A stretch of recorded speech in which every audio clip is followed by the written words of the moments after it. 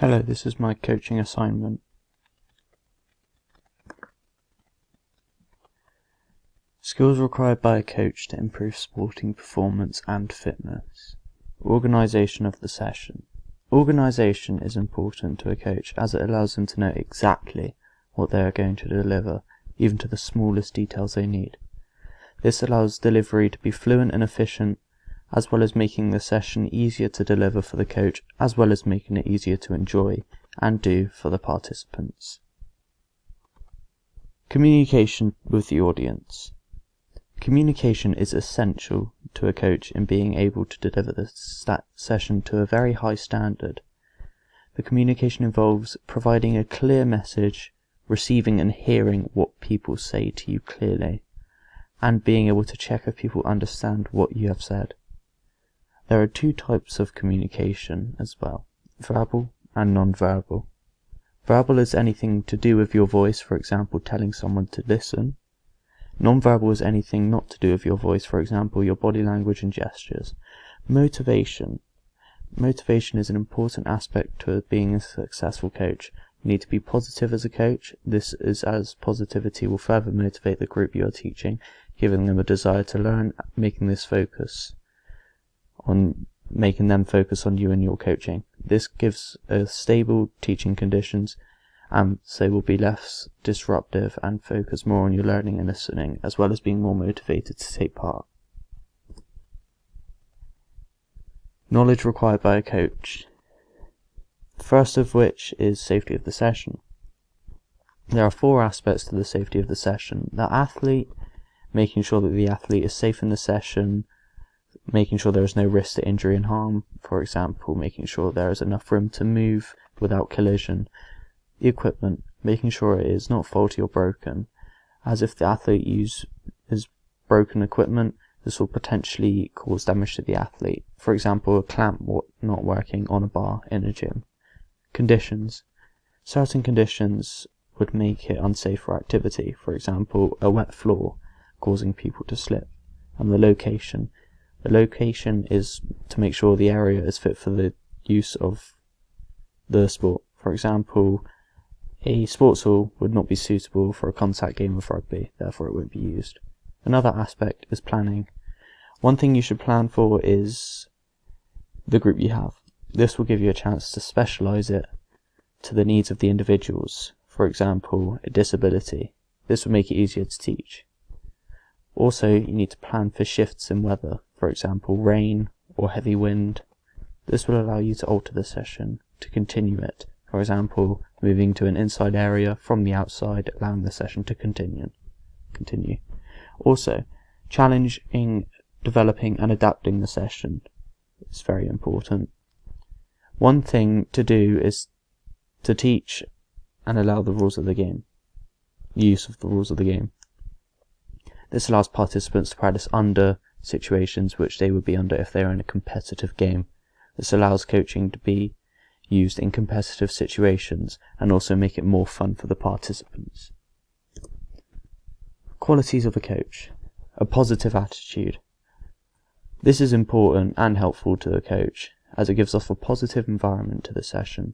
This will lead to a more motivated response from the people you are delivering it to, making the session run smoothly and efficiently, making it important to the coaches to make the outcome of the session a lot better. Another quality is problem-solving skills.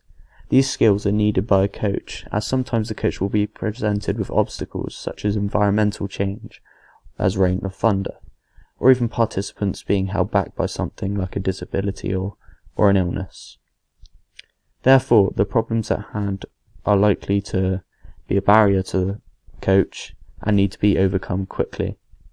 So with the skills, the coach will be able to overcome these quicker, and the session will be easier and quicker to deliver, making it a lot more fun and easy. Also, a positive role model is important to a coach. This is as you want to come across in a positive way to your students and or participants. With all of the qualities that are good for a coach, this will cause the students to take part and be motivated, as they are influenced by the coach to enjoy and take part in the session. Therefore, the importance is surreal as for the participants to be motivated, positive role modelling is required. Best practices for a coach: safeguarding and DBS. These are for the coach and are important to them as well, as it states the coach is responsible for the people taking part. This adds a level of safety to the event that the coach is delivering, making it easier for the coach to take care over and giving them a trusted role. Risk assessments. Risk assessments are done during and pre-event. This is a way of identifying risks and acknowledging the extent of the danger and likelihood of it happening. These are important as it allows the coach to make the session safe and as possible, allowing it to avoid all risks of danger as possible, as well as implementing safety procedures to minimize chances of harm and risks unavoidable. The CPD, also known as the Continued Professional Development. This is the development of their coaching degree and level. This allows them to continue improving of their coaching level, allowing them to teach at higher levels by developing this. Continuing this development will land them better jobs and coaching in the future, creating a better career choice for the coach. Feedback. Hot and cold feedback. This is all based around timing. Hot feedback is given right after the skill or performance is done. This gives a correction straight away, allowing them to be corrected there and then. Cold feedback is where it is given after the event. This gives the coach some time to think about it. This allows more time to figure out what needs to be corrected, as well as making a plan to correct it. Feedback on performance. This is aimed to correct the performance in the future, as well as motivate them to work hard with the positive feedback. This is important as it allows external sources such as a coach to be able to recognize the flaws and feed them back to the performer for improving their sporting performance levels. Positive and negative, 2 stars and a wish. This is where the performer is given positive and negative feedback in a structured way. The 2 stars are to motivate the performer and prevent them from being demotivated by the wish. And the wish is the thing that needs to be improved. And this is given as the thing to improve next time. This is fed with the positives to prevent demotivation from the wish. Goal setting. SMART. SMART is important as it allows the performer to be able to create goals easily and effectively. This makes the specificity. This allows them to make the goal specific to their needs and goal in their sport and or fitness. Measurable. This is so they can track improvement, therefore motivating them further. Achievable. This is so the goal is not so stupidly far-fetched, making sure it can be done, and after being done, motivating the performer to go on and improve further. Recorded. This is so the performer can track their improvement throughout the whole time of them having the goal. And timed. This giving a set time, for example a month, to have their goal completed by.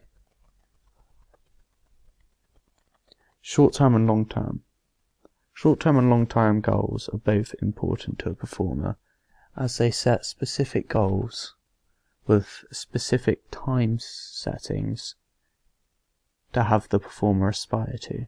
For example, a short-term goal could be something such as go to the gym 5 times a week for a month, whereas a long-term result may be for 6 months to consistently go to the gym and improve their overall strength. These 2 goals both allow performers to be able to improve with motivation and with a set goal in mind, so they are not distracted and so they know what they are aspiring for. Goal for a competition is also very important to a performer. For example, with the example we see on screen, we will not concede a goal in this football game. This gives the team all the same mindset and the same goal, that they do not wish to concede in the game. This allows them to work together and work towards that overall goal by being able to defend a lot better. And after the goal is done, let's say they completed it, this will motivate them, as it gives them the sense of achievement and allows them to have the mindset to push further. Video of performance. This helps as it gives a coach and even a performer a video of the performance that they are analysing. This allows them to re-watch things and be able to go down to slow motion and find details of what was done.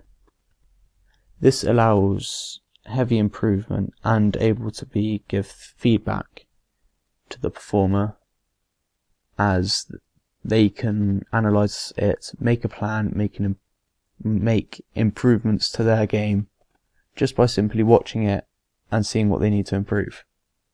This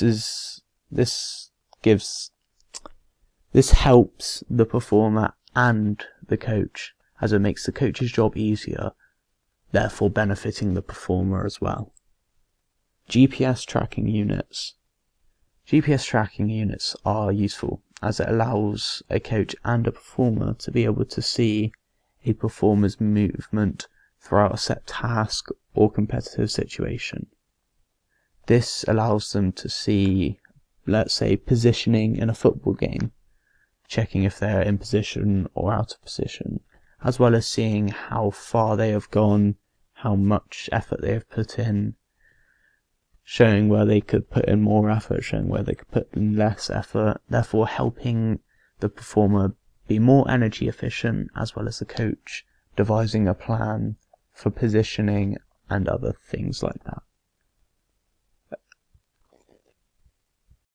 Electronic training logs.